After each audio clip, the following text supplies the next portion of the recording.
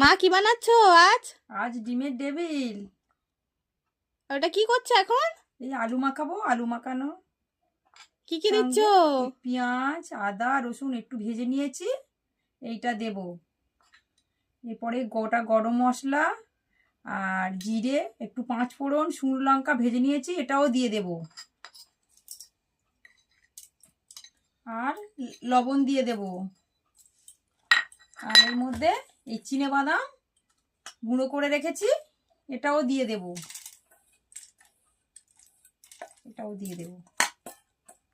এবার সবগুলোকে একসঙ্গে ভালো করে মাখিয়ে নেব।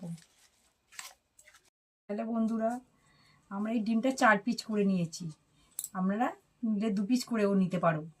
আমি আলুর পুরটা করে নিয়েছি, নিয়ে এবার ডিমটা দিয়ে পুর করে নেব। নিয়ে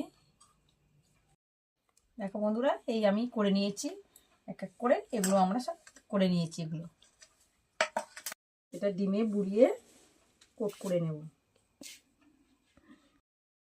বন্ধুরা। লাল লাল করে ভেজে তুলে নিতে হবে।